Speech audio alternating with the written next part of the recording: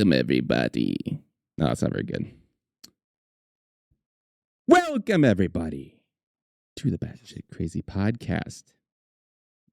Today, we are doing season 3 of the Clone Wars, continuing our retrospective journey. This season, the tone is much darker, I would say, overall than any of the previous two. And this is where the show starts taking its shift towards what is one of the best shows ever made. In the beginning, we're going to do more of an episode by episode breakdown this time around, because this is where it really gets in the nitty gritty. We start off with an episode called Clone Cadets, which you see, was it Domino Squad? Yeah. Domino Squad. Yes, and they're training. You got Heavy, Cut Up, Droid Bait, Fives, and Echo. They seem to be a bad batch and are unable to work as a team. Shock T and drill instructors Brick and L. Less debate the cadets' fate. The clones learn to work together and accept their destiny as soldiers, with the help of defective clone 99, I believe. This episode wasn't anything, I don't know, kind of your cut and dry, like, we can't work as a team, we need to figure this out kind of thing. But it did have a setup for future events as far as personalities of these particular clones. Go ahead, Kyle. Yeah. So interesting note about this story is chronologically in canon, it actually takes place sometime before or during season 1. This is kind of like a backstory for characters we've already known, Heavy and Fives and Echo specifically. Um, And yeah, one of the cool things we get to see from this, it is a little cut and dry. I wouldn't say this show specifically or this episode specifically gives way to anything truly greater, except that we do get to see a little bit of how the clones train on Camino. And we get to see a little bit of what their cadet life is sort of like. It's very reminiscent in a way of Starship Troopers, where they're going through basic training, and you get to see like their day to day and stuff like that. So it's cool to see, and of course, there's several, several callbacks later on in the future to this. But yeah, you get to see a little bit of clone Republic Grand Army basic training, so to speak. So it's kind of cool. Again, like what they did with the last season is just building on the allure for these established units inside of Star Wars.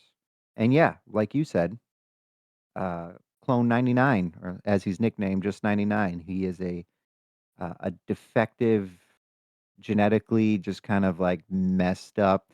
He's basically the Danny DeVito to Arnold Schwarzenegger in this. He's the bad twin. Yeah. That is not the comparison I was thinking you would make, but yeah, it works. Bringing it all the way back.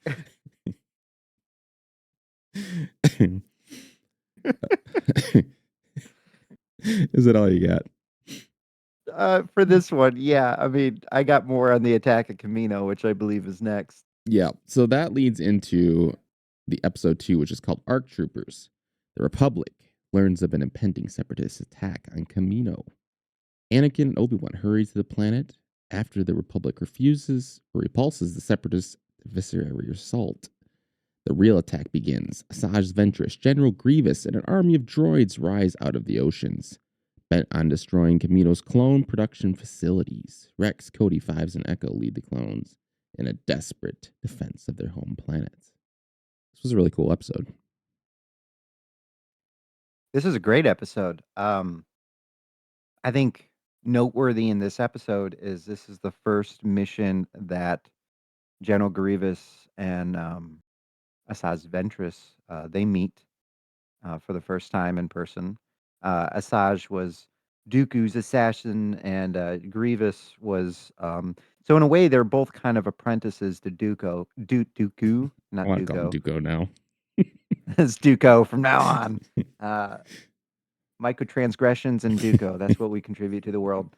So yeah, in a way, they're both apprentice to Dooku, and but they also have official capacities within the Separatist military.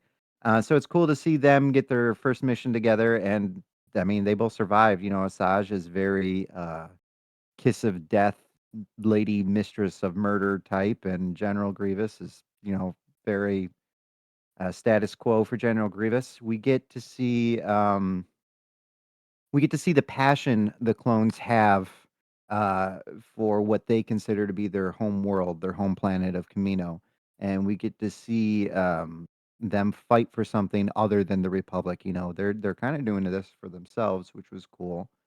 Um, I think this was the introduction to the Aqua droids, the first, I think you're right. because the whole plan was they were gonna shoot this armada towards the planet, knowing that it was going to get shot down, and they were going to rebuild the ships in the water and come up and take Camino from the bottom.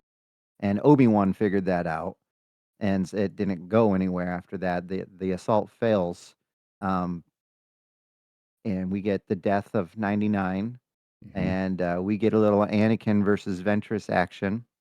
And Yep. she's trying to steal the premise of the episode. The reason they're attacking Camino is the goal is to steal the Jango Fett DNA so they can't make any more clones, kind of like shutting it down at the source. There's a separatist plot, and Ventress gets the DNA, and she almost escapes. She gets to do a little tussle with Anakin. She loses, and Anakin's got her cornered with the clones, and she's like, "Are you gonna arrest me?" And Anakin goes, "Actually, I was just gonna have the clones kill you." So you get to see a little bit of ruthless, war criminal Anakin in this too, which is awesome. That was pretty cool. I think you also get her killing, Ventress killing Commander Colt, right? The kiss of death kind Yep. of thing. That was pretty Yep. brutal for that. Yeah, yeah. That was one of the more shockingly violent for a cartoon. Like that was one of the first moments I think we're presented with this is a kid show. I think that was Question kill originally head kill. censored in the original running. I think that was censored in that, and then added back later in the Disney Plus reruns because it was too That might have violent been, yeah, because they for did Cartoon Network. re-release a couple different things. Yep. Go to the next episode, Supply Lines, which the summary of that is Ryloth is under siege. Trapped on the surface, Jedi Master D rallies the local forces with the help of Cham Syndulla. Desperate to save them, the Jedi Council dispatches Senator Organa and Representative Jar Jar Binks to the planet Toydaria. Did I say that right? Where they are to Yep. convince the neutral agent, King Katunko, to send aid to Ryloth. Bale and Jar Jar must convince Toydaria that their cause is just, but before it's too late, Trade Federation envoy Lot Dud, this is some names, attempts to prevent the Toydarians from giving up their neutrality. Katunko follows his conscience and secretly aids the Republic, which Jar Jar is able to keep secret. That's a surprise from the snooping Trade Federation agents with his intimidable distractions. What do you think of this episode?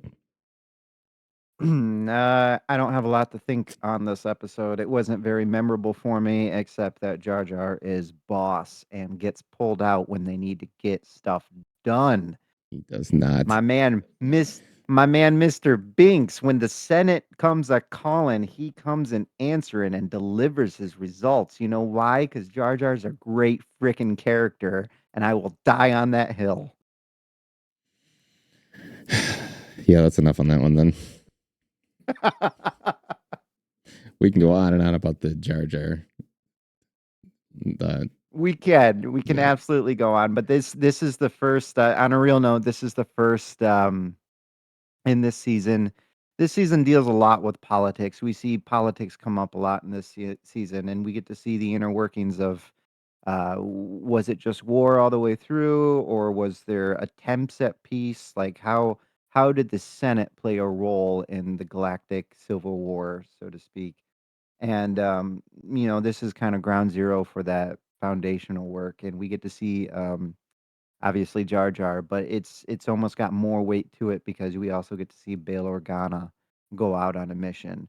And as I mean, Alderaan and Naboo, very, very close allies. They get stuff done. They're known for their democratic process. So, yeah, this is more just building lore into the background, but no, it's not a particularly memorable episode. And other than Jar Jar being a badass, I've got nothing for you. Yeah, that was kind of a gloss over. So it moves us into sphere of influence, which there's not a whole lot going on here. We have a kind of your standard abduction. Daughters are kidnapped. Ahsoka is kind of the one put in charge of getting them back to track down the kidnapper, Greedo, of course. And there's also a blockade that Ahsoka manages to break up.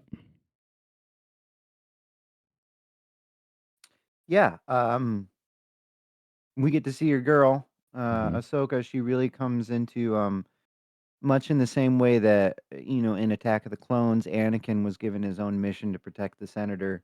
Ahsoka's given her own solo mission to I thought there was more to it than that. I thought there was a whole separatist plot to undermine Mandalore's status of neutrality.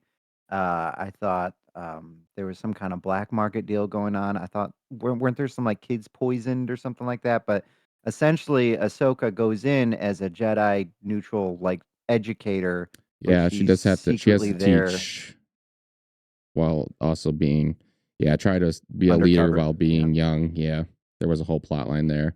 It's like the first time you Hmm. see Ahsoka take a step forward in her progression of the character again, and her having to deal with the pressure of being by herself, which culminates later in later seasons.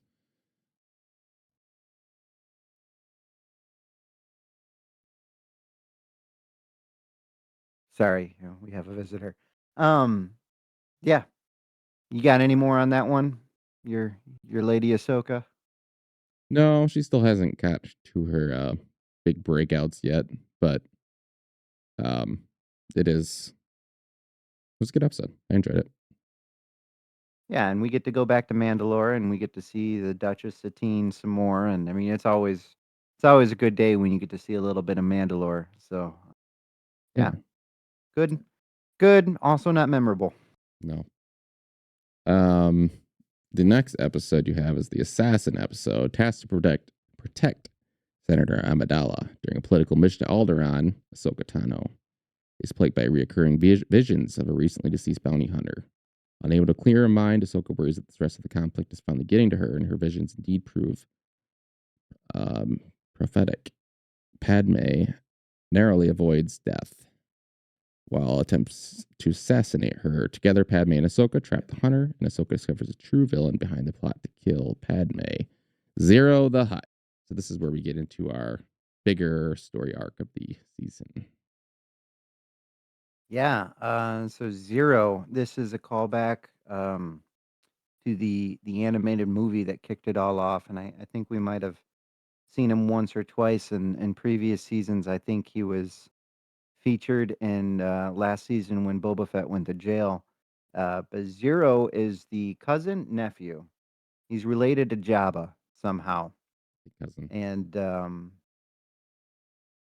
the Huts are a really interesting.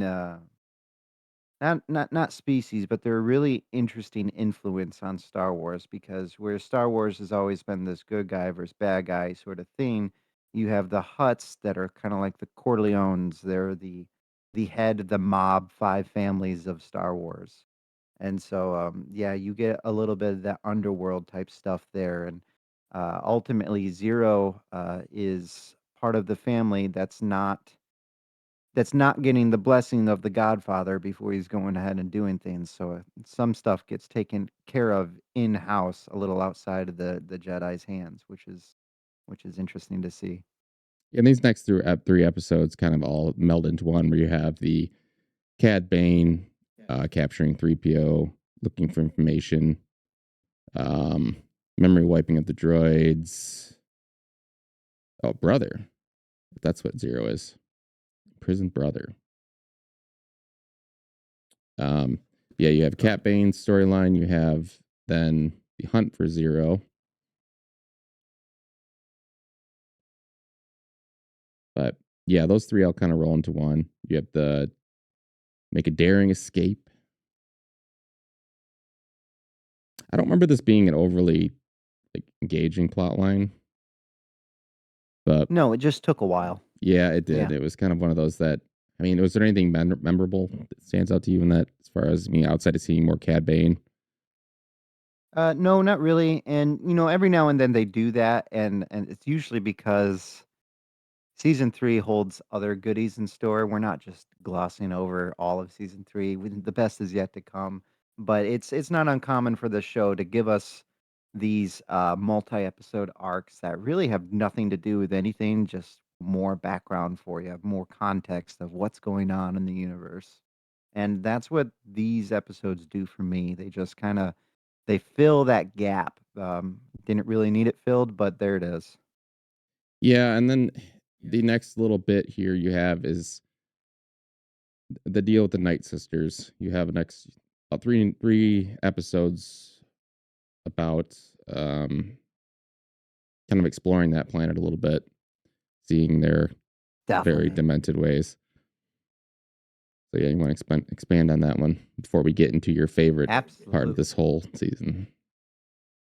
This is one of my favorites because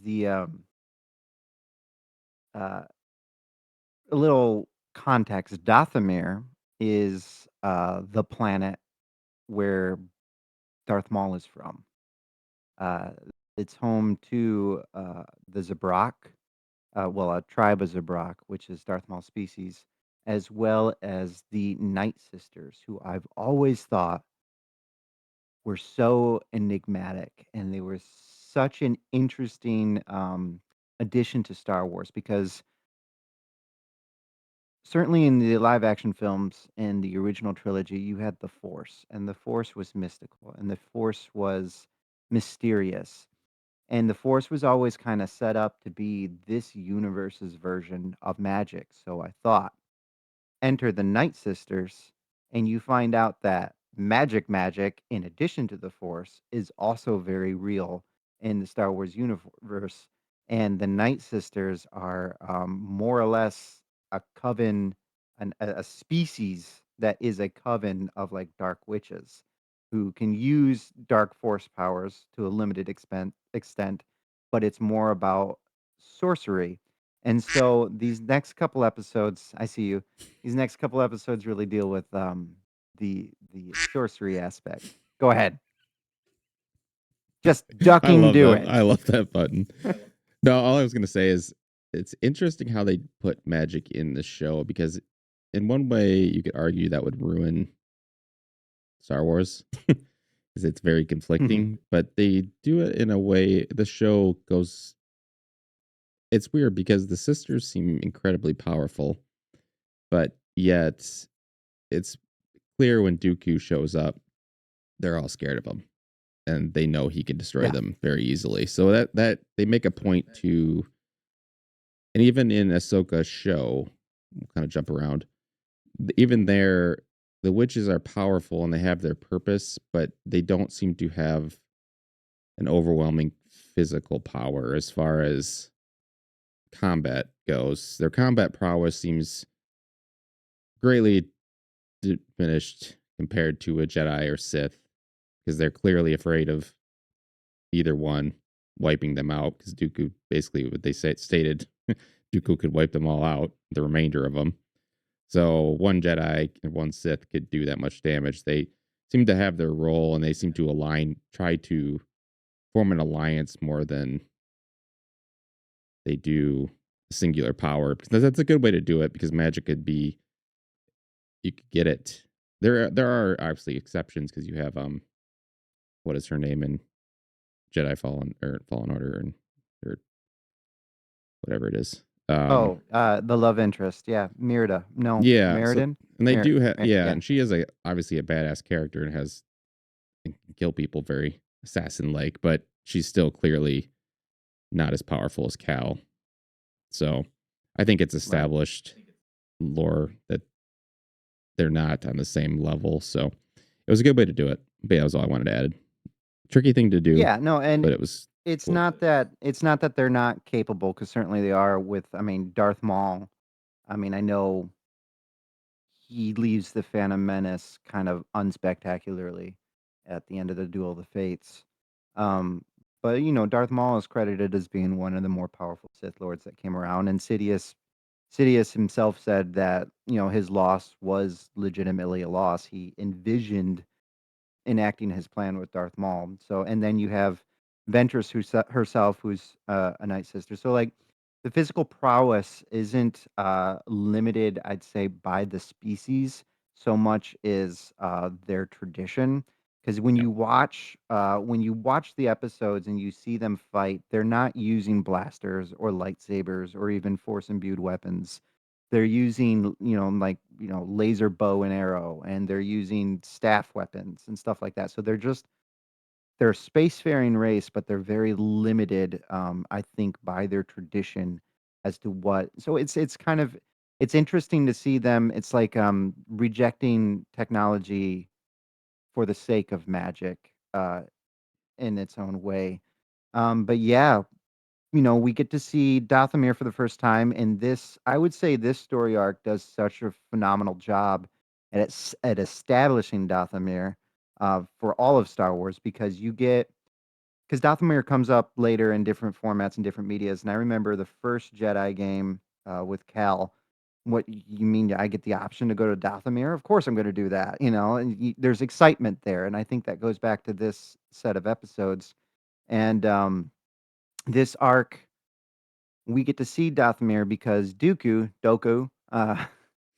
he he has trained Asajj Ventress to this point where Sidious is worried that he's begun training an apprentice, and so Sidious was like, "Hey, get rid of her.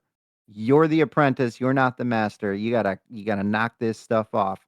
Get rid of her." And so Dooku does. He executes an assassination order, and she's on the outs with Dooku. Uh, she did something to fail him for the last time, and she's done. She's no longer in the cool kids club for the Separatists, and so she goes back home to Dathomir, and we get introduced to the Night Sisters and to Mother Talson, the Night Mother. We get to see, and from there, a plan is hatched uh, to take out Dooku, because they are worried about Dooku's reprisal, because they know they can't stand up to a Sith Lord. They know they can't stand up to the entirety of the Separatist army. So they hatch a plot to kill Dooku. And Dooku comes to them because now he needs a new apprentice, a new assassin. And so Sidious sends him to Dathomir. He's like, "Well, you lost one Night Sister. Why don't you go get another?" So Sidious sends Dooku to the same place that he got Maul. And we find a character named Savage Opress, who is Darth Maul's brother. Go And figure. so they train Darth Maul's brother, which is a really cool sadistic training. There's like a group of 10 of them in the selection process, and only Savage lives to be Ventress's assassin. And the plan is to have him be loyal to the Night Sisters, get close to Dooku as his apprentice, and take him out. That's the plan. That's not what happens. Never is. Uh, no, it's not. And I'm a little hazy on when Savage enters to actually fulfill his role as assassin. But there's a really cool scene with Ventress and some of her Night Sisters. trying to assassinate Dooku first. Yeah, I do. Yeah, I don't recall the timeline in that, but yeah, that is a really cool scene. So for anyone, spoilers, I guess. Um, Asajj and a couple other Night Sisters sneak into Dooku's bed chambers at night, and the dude is in pajamas. Not just any I'm talking pajamas. this.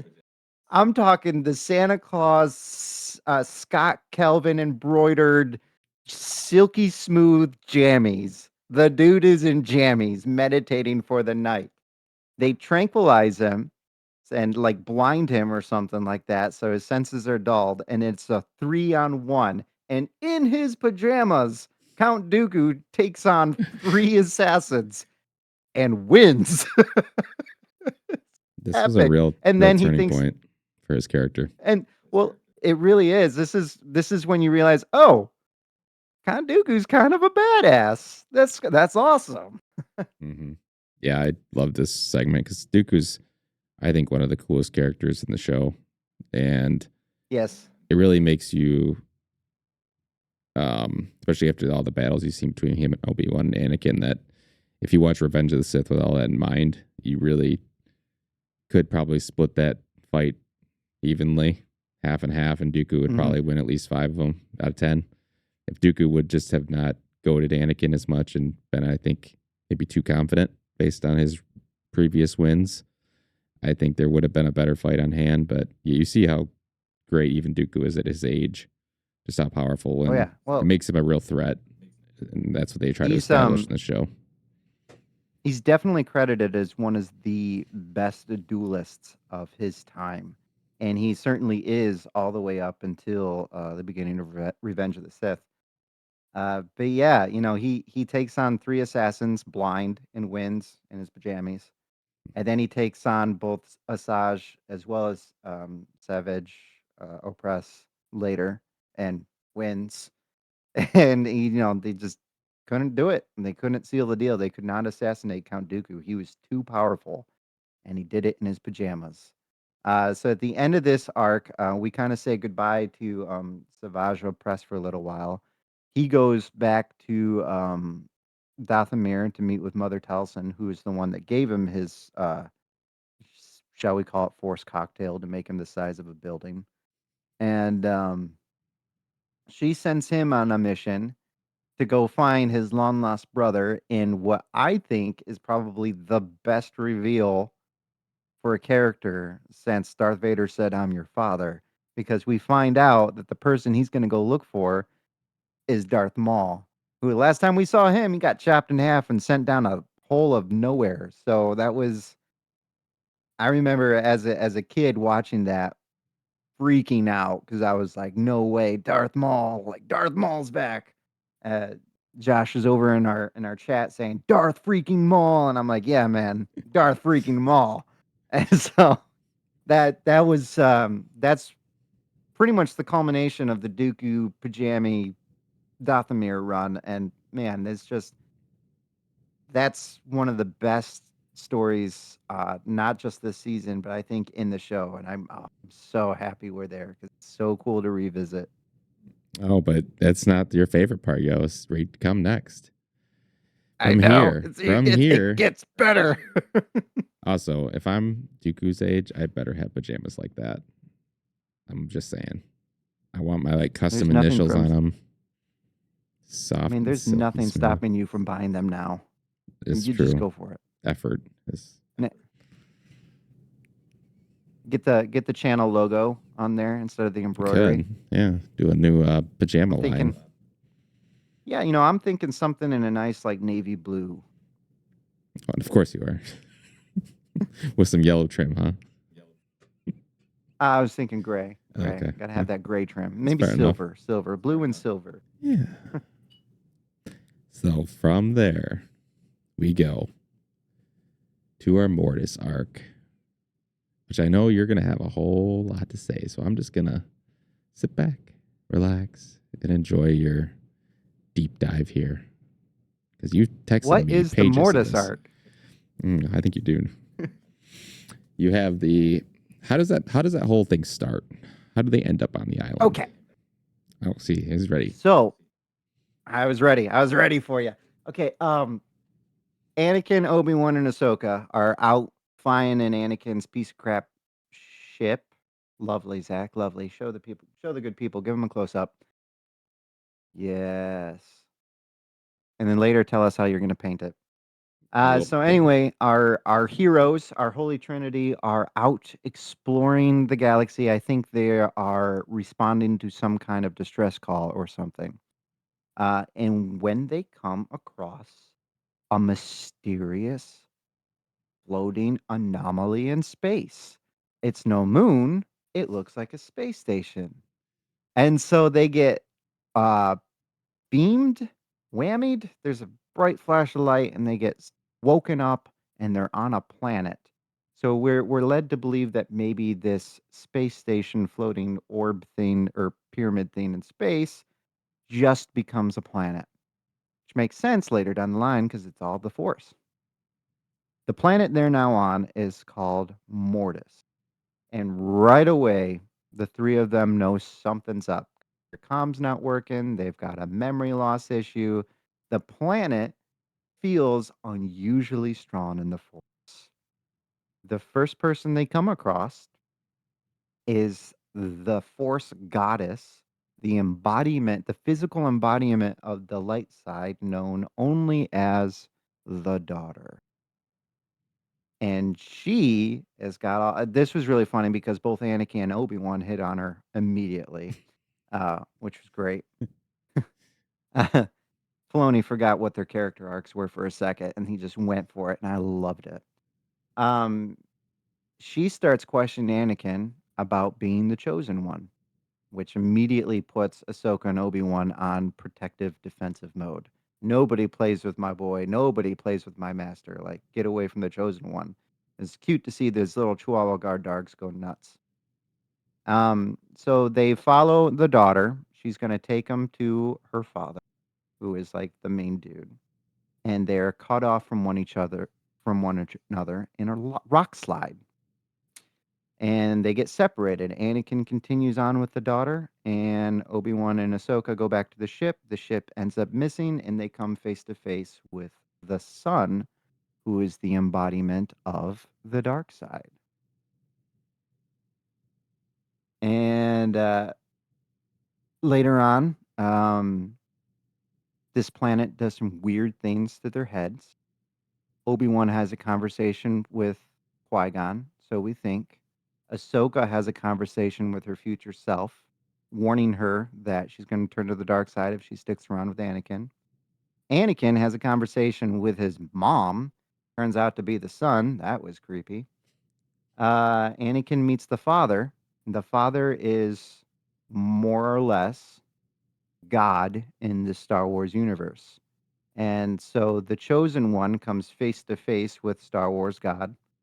And it's interesting because Star Wars God was just like, hey, I wanted to see if the prophecy was true myself. Now, there's a whole deep lore with, they're called the Ones, and the father, the son, the daughter. The father maintains the balance between his two children, the embodiment of the light side, the embodiment of the dark side. And the whole reason he wanted to pull Anakin in is because Anakin's supposed to enforce balance as the chosen one. This arc shows us that Anakin truly is the chosen one. And all kinds of, it's a 3 episode arc, all kinds of crazy things happen. We see Ahsoka turn to the dark side. We see Anakin Oh, that become was Darth so Vader, good. really. I wish they would have We pushed that see farther. oh, that would have been Just a bit. cool. We see we see Anakin force both the light side and the dark side to their knees, proving once and for all that he is the chosen one because he brought balance to the two children. And so there's all kinds of self-fulfilling prophecies in this whole arc. Everything amazing that happens in it just births in canon the larger universe of Star Wars. It gives us the concept of the not just the living force, but like the universal force, the cosmic force, and that there are beings beyond Jedi, beyond Sith. there are things that go just beyond everything that George Lucas ever intended. And that comes back later on. We see all these things come back for Ahsoka in live action. The Trinity, the Father, Son, the Daughter. These are characters pulled over from the expanded universe that deals with Abeloth and Luke Skywalker's Legends adventures. And so, yeah, this whole arc on so many great things. And we can, if you want to point out different parts of of different episodes that you loved, like Anakin being tempted and seeing a vision of his future self and why he thinks he needs to stop it and how, or talk about Obi-Wan almost getting ripped apart by the owl beast, the Right. beast forms for the son and the daughter. Those were awesome too. See, I took a slightly different thought process with this. Initially, I actually did not like this. I liked the stuff in the episode. I didn't like the concept of the three of them existing. And I still don't to a degree. I sort of how I view it, I guess, in my head to make it kind of fit with what I like is that the events were real, but it was more the force kind of manifesting all this stuff. The daughter, the son, the father thing. They don't really exist. They were a almost a test of sorts. Because I don't know, they just seem kind of too Harry Potter stuff going on for me. It was just too much. Like what? Like all of it didn't make a whole lot of sense. I liked the learning lessons and the Qui-Gon interaction, seeing Ahsoka go evil, which I wish they would have made even longer because the voice actor did a really good job there of making her kind of really seem sadistic. But I like the whole concept of the arc, but the characters themselves, I'm just like, I don't know. Does that really make a whole lot of sense? I don't know. It's still kind of it depends how what you're looking at things because they um or what you play more, what you read a lot of, because the force changes a lot in different mediums. As far as like old Republic era, you have a lot of the Kreia kind of thought process where the force is just you don't have any free will, and it's kind of always directing the show, and other arcs where it's kind of like it's just there, but it just binds us all together. So it all shifts and changes, and this was definitely a shift. I don't know if it's what I like, but I do appreciate everything that happened within it. I liked Qui Gon coming back, seeing him in a physical ghost again. That was pretty cool. Um, I liked watching the temptations of Ahsoka and Anakin, seeing him get angry, and yeah, there's a lot of foreshadowing. And it was really cool. Um, yeah, it was a great arc. I just still am conflicted on Yeah. the characters themselves. So what I like about, I mean, the characters, the father, son, daughter, they are absolutely real as of Star Wars Rebels, because Yeah, the mural, the three depicted are on the mural that grants Ezra access to the world between worlds. And then again in Ahsoka at the end of the season, we see Balin's skull standing on another galaxy on a statue of the father, very Lord of the Rings esque, with the son and the destroyed statue of the daughter next to her. And we see, the daughter when she passes away, she becomes kind of like an owl, an avatar of the light that follows Ahsoka around. And we see the owl come back up again in the end of that series as well, right before we see Anakin's Force Ghost.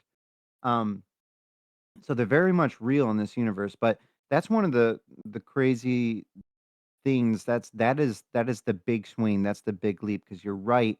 Depending on which Star Wars, which novel series, which game series, which cartoons you're watching, the forces or movies you're watching, the force is depicted several ways. But this is their first big swing into something bigger that's going to pay off later. Because after this arc, we more or less are led to believe that the father, son, daughter are all deceased. And after this arc, they don't come back again until one of the latter seasons of Rebels. and then we don't get it again until several years later at the very end of live action Ahsoka. So it's really only brought up 3 times, and it was a big swing on their part. I think they were playing the long game. I think this is something maybe they were hopeful that they could revisit in the future, but they left themselves an out on the off Yeah, chance that I it think so didn't too. pan out so well.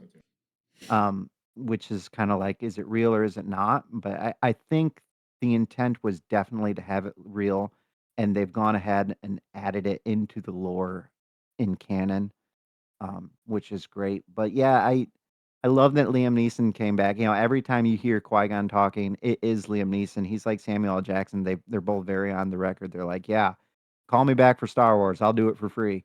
So I think it was really cool to see that, and with that, you get to hear Obi-Wan, hey man, I tried. You told me to train Anakin, and I tried. This kid is a nightmare. I did my best, and it's important for you to know that I tried. And so it's it's really cool to see Obi-Wan get an opportunity to talk to Qui-Gon like that, because we see from Empire Strikes Back, we know Force Ghosts, whether you like them or not, they're real. They're out there.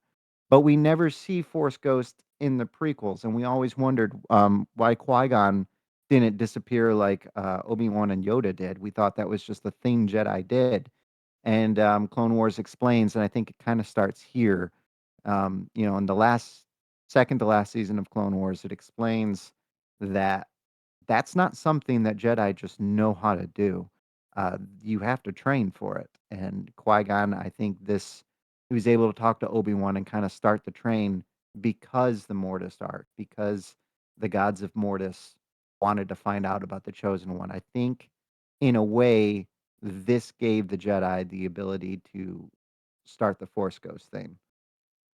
Yeah, because I mean, Yoda alludes to it, I guess, in Revenge of the Sith with um, learning how to communicate. So maybe there was some sort of bridge between Yeah. Yoda teaching Qui-Gon, possibly something to that effect, because it seems like, which would make, I guess, sense. Yoda was stronger in the Force, so maybe there was some. We don't really know how Qui-Gon gets to the point he does where he can become a Force ghost, but um, they did it subtly over the years. But yeah, I think this arc was cool, and I'm not saying I can't come around on it with more stuff added. At the time, it was so jarring. It just was. I just don't see that what their role is exactly, because before, up to this point, it was Anakin is the chosen one. He was bringing balance to the Force, but people didn't understand that balance to the Force meant light and dark, and he had to do both sides of the spectrum to achieve that balance, which makes sense. But then, if these people exist, why don't they just keep the balance? And what's their job, kind of thing? They don't really. I don't see Yeah, why. it Why is doesn't there a go into it. prophecy? Who makes the prophecy? Are they not in charge of the Force? So that's what thing. They would have to iron out some stuff with that to make it gel. And I think that's. I mean, Dave's had some misses lately, but I think Dave could is one to do that as far as look and make it all make sense to where there's not going to be a gaping plot hole like that where like why is there a prophecy if these people are here, and doesn't that undermine the entire, which I'm sure Dave's going to take into consideration, and or maybe Sam Whitmer will just fix it all at a table discussion. I mean, he plays the sun, so Yeah, he plays everything at this he's our point. dark side. He's our dark side guy. He's the voice of Palpatine, Darth Maul, the Sun, and Starkiller.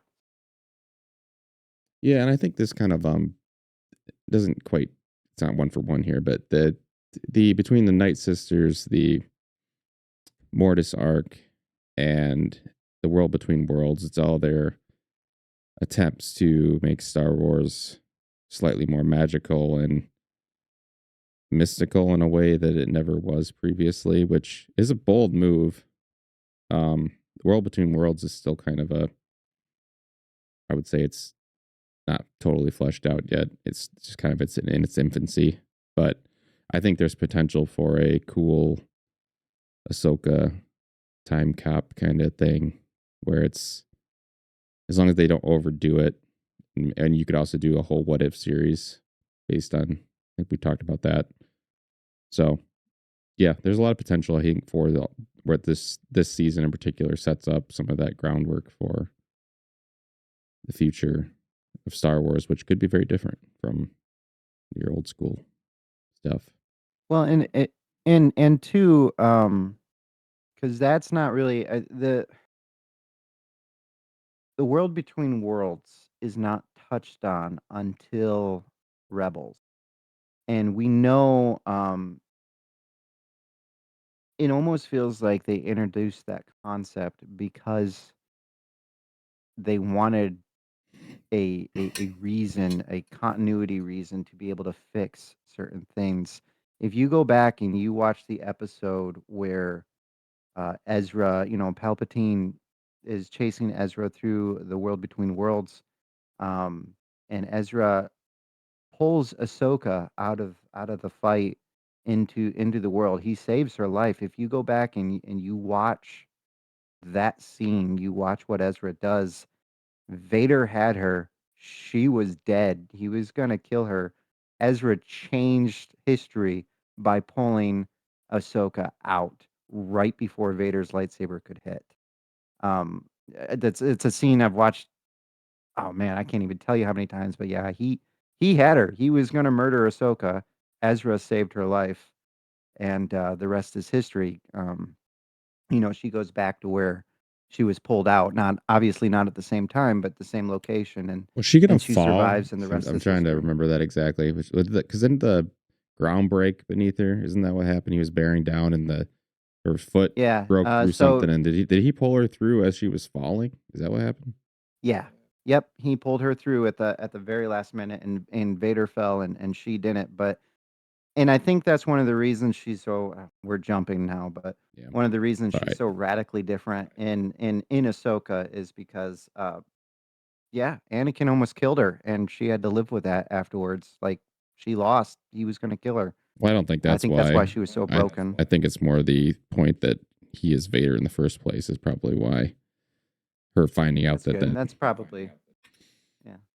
But But anyway, yeah, Mortis arc. We're introduced to Star Wars's versions of Holy Trinity of Force gods, and they die, and Anakin is confirmed to be the chosen one because he was able to bring balance to the light and the dark physical embodiments. So yeah, it's cool. I thought it was cool. It leads into the bigger question of what else does Star Wars have to offer as far as mysticism and mythology and a larger world outside the Jedi and the Sith. So it's cool, and I think it's a good way for them to change certain things that happened in episodes, everything after six, and so yeah, uh, I really like this arc. I think it's fantastic. Yeah, definitely watch it. One of the highlights of the show for me. and then this season wraps up with after that whole big climactic situation, you go to the Citadel, which is this impenetrable prison, and Ahsoka, Obi-Wan, Anakin all have to free a captive Jedi general. Um, the only thing I remember from this mission being overly memorable was the interaction between Anakin and Tarkin specifically, who was there's almost an admiration there, and you see that relationship as far as why. Because a lot of people who watch the original series will go, why does Tarkin boss around Darth Vader, and why does he listen to him? And I think Dave picked up on some of that and almost gives you a reason in this episode where Tarkin is just normal Tarkin, just younger, but at the same time, he is a master strategist, and you see Anakin, who also is a very good commander in his own right. I think he respects Tarkin for that, and that carries over as Darth Vader to where it all makes sense now. I think that's pretty evident in this. I don't know what if anything else happened here that was more than just a prison heist, but Yeah, there were a couple nods to the original trilogy in this. Obviously, Tarkin, we're introduced to his younger self for the first time in Clone Wars, and we find out that he's not just an Imperial high up just for the sake of the movies. We find out that like a lot of the officers in the Imperial Navy, they started on the Republic side. And so in a nutshell, we with the Citadel, we acknowledge the history of the expanded universe. And we go to a place controlled by the Separatists, formerly the Republic. Um, this is a prison that was designed to hold Jedi.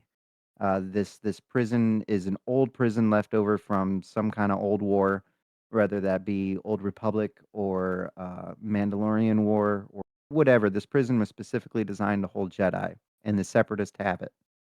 Now there were two high high price or high price high stake hostages that they were being held at the Citadel, which was the whole reason we went there. One of them was Jedi Master Peel, who we saw in Phantom Menace sitting on the High Council.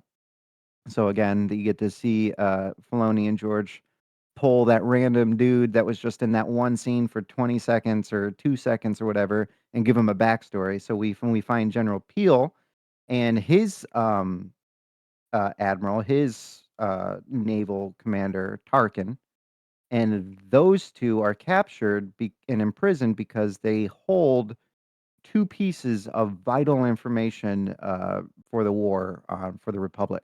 And the Separatists are planning on holding them, interrogating them, getting this information. And so the Jedi launch a desperate rescue mission to save them. A couple notable things in this. This was originally supposed to be an Anakin and Obi-Wan type of deal with Plo Koon on standby to send in the cavalry if needed. And Ahsoka was told very, very specifically she wasn't supposed to go. figure. And just like her master, Ahsoka promptly said, "No, I'm gonna go anyway." And, it's cool because the way they are smuggled into the Citadel, they are frozen in carbonite, which was an awesome nod to Empire Strikes Back. That's how in a way that kind of explains why Vader, is so non-caring about putting Han Solo in it. It's because he lived through it. He knew Han Solo was gonna survive carbonite because he already survived carbonite. He's like, "It's not a big deal. You just go to sleep, you wake up. No big deal." And so as a cool nod to that, we see Ahsoka disobeying orders, and Ahsoka goes down on the planet with Anakin and Obi-Wan. And it turns out they needed her because she was the only one small enough to sneak into a little hidey hole to get past some kind of defense they didn't know. Hmm. And so as she becomes an essential part of the mission, they end up rescuing Tarkin, but Jedi Master Peel dies, and he gives Ahsoka the information to relay, and it's a 3 episode arc. You see a lot of heavy clone losses. One of the big main cast characters we lose is Echo. Hmm. He dies on the platform in a very self-sacrificing move. So we lose Echo, and uh, yeah, they end up completing the mission though.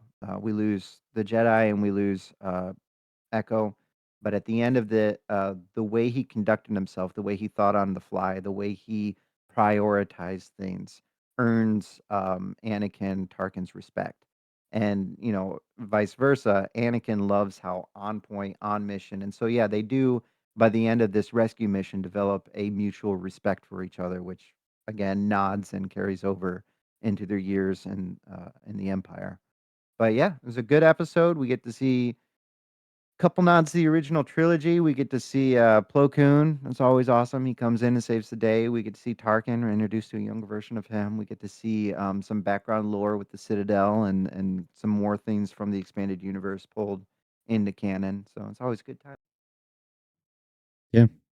Yeah, this show starts really picking up after this. This is when you first get the traction started and you see the Anakin, Ahsoka, even Obi-Wan, they're getting stronger, more powerful each episode. And yeah, it's really cool. Um hmm where does season 4 pick up, do you know? I'm not positive. I'll have to look at my recap, or maybe I'll just watch it. I'm not sure. But yeah, season 4 is this season 3. I would say after rewatching a couple episodes and reviewing the episode summaries, this is the season. This is almost like the first 2 seasons were almost like the warm up, and this was the pilot for the show that would come. Because season 4 really does, we still get a couple goofy episodes. We got uh, a whole Water Wars thing around the corner, and we've got some droid things around the corner. But we deal with some like really mature themes, and we run into some of the more serious tones of the war and of Star Wars in general, and it all kind of starts here. And the Dathomir arc was a huge prelude, and the Citadel with the losses and the consequence of loss. Even back to the beginning, where you got the death of 99, the clone DeVito, and That's kind of yeah, stuck in my head. this is yeah, and forever. This is the prelude for the greatest of the show that's coming. And in a way, I don't want to say you got to watch the first 3 seasons for it to get good, because obviously they all have their merits. Like really, now that we're through the first 3 seasons, we get into like more of the grown-up cartoon that is Yeah, Star it, Wars: The it Clone gets Wars. progressively darker from here on out, and I think a lot of that is portrayed through Ahsoka's character. For a lot of it, you Mm, see her get mhm, progressively less campy, happy, sticky, kind of until she becomes more quiet, reserved, and you see almost like a not depressed, but you can see the weight of the show is bearing on her specifically because she has a lot of mhm. the animated role in this show in general. She's kind of a spunky character, but yeah, it gets good. It definitely gets more adult. Yep. This is Ahsoka is such a great reflection too, because this whole show, I mean, obviously it's the Clone Wars, and everyone gets their moments. Obi-Wan, Ahsoka, the clones themselves, Yoda, Mace Windu, even Jar Jar, 3PO, R2. They all get their moments for sure, and you get background, but it all feeds into the story of how Anakin becomes Vader. And I think Ahsoka is her character development is so pivotal to his story, to his downfall, because the entirety of her character until much much much later, the entirety of her character is discovered in the Clone Wars. She's the chosen one's Padawan that no one ever heard of. This is as much an Ahsoka story, the Clone Wars, as it is a Vader story. And to see kind of how they start as master and apprentice, big brother kid sister sort of thing, and how his life affects her, and how the things that he's involved in with the war, with the Jedi, how it traumatizes her as she continues, as she grows. In some And ways, it it's almost feels like they this show is her show. It's just kind of like a in a way, yeah. yeah. It's like she's the sort of like it's from her point of view a lot of times. As far as you feel Mhm.